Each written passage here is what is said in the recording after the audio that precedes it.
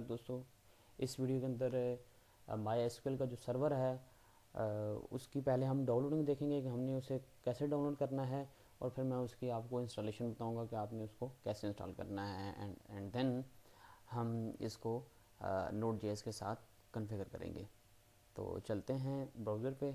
आपने simple Google पे जाके लिखना है एग्ज़ाम लिखना है। तो जो पहला लिंक आएगा इसके डाउनलोड पे आप क्लिक कर लें, और यहाँ से आप प्रेफरेबल जो भी आपको वर्जन चाहिए यहाँ से आप डाउनलोड कर सकते हैं अपने ऑपरेटिंग सिस्टम के लिहाज से जो भी आपकी मशीन है। तो मैंने पहले का डाउनलोड करके रखा हुआ है यहाँ पर। तो मैं इस पर डबल क्लिक करता हूँ, यहाँ से इसको ओपन कर लेता हूँ। मेरे पास ये पहले का इंस्टॉल्ड है, मैं इसको इंस्टॉल नहीं करूँगा। जस्ट मैं आपको इसको बता रहा हूँ कि आपने इसको इंस्टॉल कैसे करना है। सिंपल है, किसी भी कोई भी सॉफ्टवेयर आपका है जैसे आप उसको इंस्टॉल करते हैं ये भी सेम वैसे ही होगा। जस्ट आपने क्या करना है कि इसकी जो सी की जो डायरेक्टरी होगी उसको चेंज नहीं करना आपने। तो यहाँ से आप नेक्स्ट करें, ठीक है, नेक्स्ट, और सी में ही इसको आपने इंस्टॉल होने देना है एग्ज़ाम को। और उसके बाद नेक्स्ट आप करेंगे तो ये अब ये मेरे पास पहले कह रहा है कि ये मेरे पास पहले का इंस्टॉल्ड है। ये आप देख सकते हैं एग्ज़ाम मेरे पास पहले का इंस्टॉल है। तो मैं यहाँ से इसको कैंसिल करता हूँ। नेक्स्ट आप करेंगे तो आगे आपने कुछ भी नहीं करना, जस्ट आप नेक्स्ट नेक्स्ट थोड़ी सी जो डिटेल आती जा रही है उसको पढ़ते जाएँ, और उसी के अकॉर्डिंगली आप इसको इंस्टॉल कर लें अपने पास। तो मैं अब जहाँ जाता हूँ, जब आपके पास इंस्टॉल हो जाए तो आपने जाना है एग्ज़ाम, आपने ओपन कर लेना है अपने पास। आपने स्टार्ट पे क्लिक करना है, यहाँ पे अपाची आपके पास स्टार्ट हो जाएगा। फिर आपने अगेन क्या करना है कि ये आपने माई एसक्यूएल को, ये माई एसक्यूएल हमारे पास स्टार्ट हो चुका है। ये दोनों सर्विसेज आपने स्टार्ट करनी है। यहाँ पे मेक श्योर कर लें अगर आपके पास अगर ये कोई एरर दे रहा है यहाँ पे पोर्ट का, तो बाय डिफ़ॉल्ट अगर आपके पास स्काइप के अंदर आप लॉगिन हैं तो स्काइप से आप लॉग ऑफ हो जाएं। उसके बाद पहले इसको स्टार्ट कर लें और देन आप अगेन स्काइप में लॉगिन हो जाएं।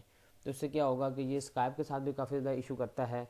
तो अगर यहाँ पे किसी पोर्ट का आपको कोई इशू आ रहा है तो यहाँ पे आप सिंपली जिस पोर्ट में वो कह रहे हैं ना कि ये पोर्ट ये मसला करेगा आपका माई एसक्यूएल जो जो होगा यही आपके पास मसला करेगा। बाकी जो अपाची का सर्वर है हमने उसको तो खैर यूज़ नहीं करना क्योंकि हम पीएचपी यूज़ नहीं कर रहे।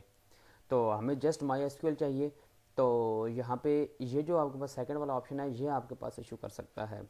तो आप सिंपली अगर यहाँ पे पोर्ट जो भी आपके पास कह रहा है, अब मेरे पास ये पोर्ट 3306 का इशू दे रहा था, तो आपने यहाँ पे जस्ट कन्फिग में जाके कन्फिग में क्लिक करें। ये जो सेकंड वाला ऑप्शन है इसका, मैं इसमें आपके पास फाइल है my.ini की, इसको ओपन कर लें और कंट्रोल F करके जहाँ पे 3306 पोर्ट लिखी हुई आ रही है उसको चेंज करके कोई और पोर्ट असाइन कर दें, या 3307 कर दें या 8 कर दें। तो इससे क्या होगा कि आपका जो भी प्रॉब्लम पोर्ट का आ रहा होगा वो आपका सॉल्व हो जाएगा। तो यहाँ पे हमारे पास सर्वर स्टार्ट हो चुका है। जहाँ पे हम जाते हैं एडमिन के, यहाँ पे आप डायरेक्ट एडमिन पे भी क्लिक कर सकते हैं, या आप ब्राउज़र में जाके लिखें local host slash P H P माई एडमिन, तो तब भी आपको वो दिखेगा, अभी उसी लिंक पे लेके जाएगा। ये देखें local host P H P माई एडमिन। यहाँ पे हम जाते हैं, यहाँ पे जाके हम एक न्यू डेटाबेस यहाँ पे क्रिएट करते हैं। इसको हम नाम दे देते हैं, टेस्ट के नाम से पहले तो नहीं बनी हुई गई, ठीक है जी, बल्कि बनी हुई टेस्ट के नाम से। हम यहाँ पे लिख देते हैं माई डेटा, या यूँ कर लेते हैं इसको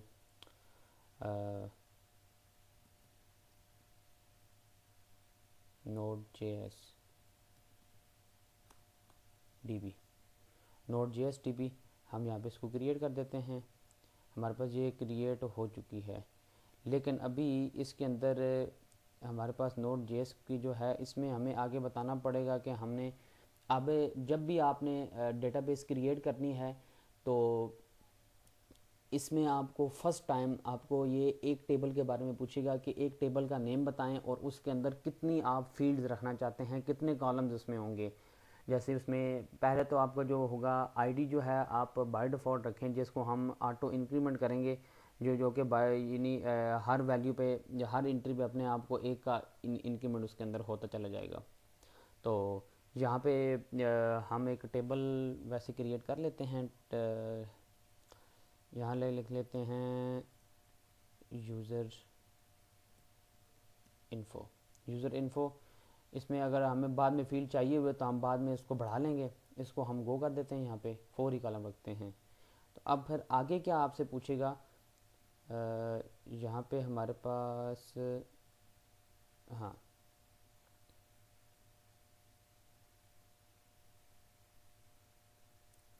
नोड जेएस में जाते हैं हम।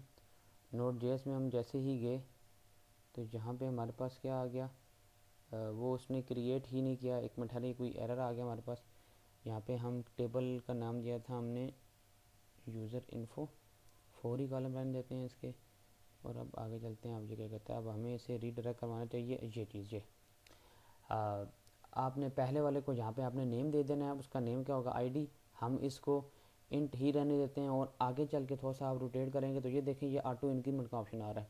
यहाँ से आप इसको ऑटो इंक्रीमेंट कर दें और यहाँ से इसको गो पे कर दें।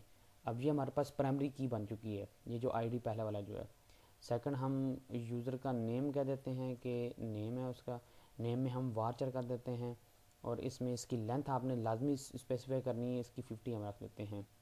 फिर उसके बाद नेम के बाद उसका लिख देते हैं जी एड्रेस। एड्रेस बड़ा होता है तो वार चार में हम यूँ करते हैं कि इसकी 100 हम इसकी लेंथ रख देते हैं। और आगे उसकी इमेज जो है वो ले लेते हैं। तो यहाँ पे हम एक पाथ का इमेज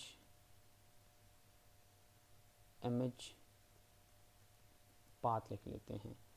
तो यहाँ पे वार्चर करते हैं और इसको हम 500 कर देते हैं।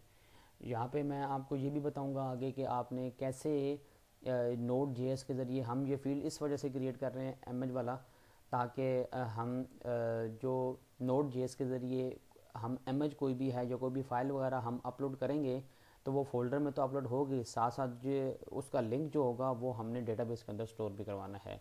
तो नेक्स्ट जब हम अपने फार्म की तरफ आएंगे तो तब हमारे पास ये फील्ड यूज़ हो जाएगा। तो ये हम इसको यहाँ पे, और याद रखिएगा जो प्राइमरी की है इसको आपने साइज़ नहीं देना, ये ऑटो इंक्रीमेंट है और ये बाय डिफ़ॉल्ट ये खुद ही इसका साइज़ सेट कर देगा। आप यहाँ पे सेव पे क्लिक करें। सेव पे क्लिक करेंगे तो यस, ये आप देख सकते हैं आपके पास ये एक टेबल बन चुका है। यूज़र इन्फो के नाम से आपके पास एक टेबल बन चुका है।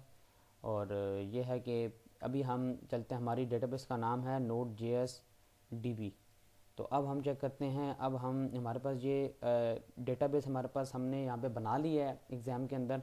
अब नोड जेएस के एप्लीकेशन में जाके हम इसको कॉन्फ़िगर करते हैं। तो आपने सिंपली क्या करना है कि जो हमने यहाँ पे ऊपर हमने माई एसक्यूएल का पहले का वेरिएबल डिक्लेयर किया हुआ है, हम इसी को ही यूज़ करके बनाएंगे। हमने सिंपली लिखना है यहाँ पे वार कौन यानी connection my SQL dot create connection. Dot create connection जब आप कर देंगे, यहाँ पे आपने 2 ब्रैकेट्स लगानी है, ठीक है। और इसी के अंदर आपने पैरामीटर पास करने हैं। तो यहाँ पे अब आपने यहाँ पे कुछ चीज़ें इसकी मैंडेटरी लिखनी है, जिसमें हमारे पास क्या आ जाएगा, होस्ट आ जाएगा हमारे पास। होस्ट के बाद हमारे पास यूज़र आ जाएगा। उसके बाद हमारे पास पासवर्ड आ जाएगा। और उसके बाद डेटाबेस आ जाएगी हमारे पास। आपने सबके आगे फुल कलेंडर आते हैं। अब हम इनके नेम डिफ़ाइन करेंगे। तो होस्ट में याद रखिएगा, होस्ट में जो हम चीज़ लिखेंगे वो हमारे पास डबल कोर्स के अंदर लोकल होस्ट आएगा। आगे आप कॉमा इसके आगे डालेंगे। उप्स। नेक्स्ट यूज़र जो होगा, यूज़र याद रखिएगा बाय डिफ़ॉल्ट जो होता है उसका नेम, जो अगर आप लोकल होस्ट में हैं तो वो रूट होगा। और उसके बाद पासवर्ड जो है वो हमारे पास एम्प्टी होता है। जब भी आप यानी वैसे आप क्रिएट कर सकते हैं, लेकिन बाय डिफ़ॉल्ट मैं जो वैल्यू बता रहा हूँ वो ये होंगी आपके पास जब भी आप कनेक्ट करेंगे। और यहाँ पे हमारी डेटाबेस का नेम आ जाएगा। तो यहाँ पे हमारे पास डेटाबेस का नेम क्या था, हमारे पास नोड जेएस डीबी। ये हमारे पास चीज़ें यहाँ पर कंप्लीट हो चुकी हैं, जो कि हमारे पास इनिशियली जो हमारे पास कनेक्शन स्ट्रिंग थी वो हमने यहाँ पे बना ली है। अब क्या है कि अब हम यहाँ पे चेक कर लेते हैं कि हमारी डेटाबेस कनेक्ट हो चुकी है अच्छे तरीके से या नहीं। तो हम यहाँ पे एक इसी कॉन को यूज़ करते हैं, cone dot connect function error, और यहाँ पे हमने क्या कर दिया, इसको क्लोज कर दिया। और यहाँ पे हम कर देते हैं कि इफ़ एरर है तो क्या करो दी, थ्रो कर दो एरर। और अगर एरर नहीं है तो फिर हमें क्या करना है कि कंसोल के अंदर console.log SQL उप्स, इसको हमने कोट्स में लिखने हैं, कनेक्टेड सक्सेसफुली। ये चीज़ हमारे पास ये, अभी हम इसको चला के चेक करते हैं कि ये हमारे पास प्रॉपर तौर पे चल भी रहा है या नहीं। तो हम यहाँ पे इसको दोबारा से हम यहाँ से हम अपनी एप्लीकेशन दोबारा रन करते हैं इंडेक्स वाली। तो यहाँ पे हम देखते हैं कि हमें ये क्या देता है।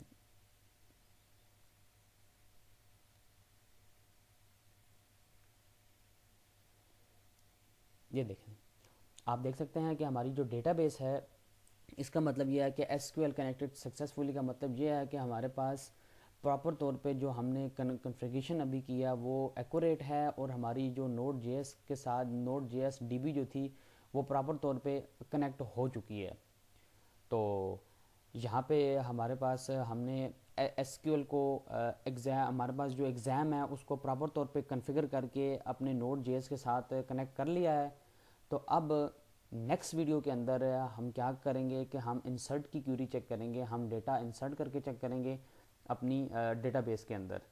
और साथ में आपको मैं इमेज के बारे में भी बताऊंगा कि इमेज जो है उसको हम लोगों ने कैसे अपलोड करने के बाद उसका जो पाथ होगा वो डेटाबेस के अंदर हम कैसे स्टोर कर सकते हैं। तो मिलते हैं अपनी नेक्स्ट वीडियो में।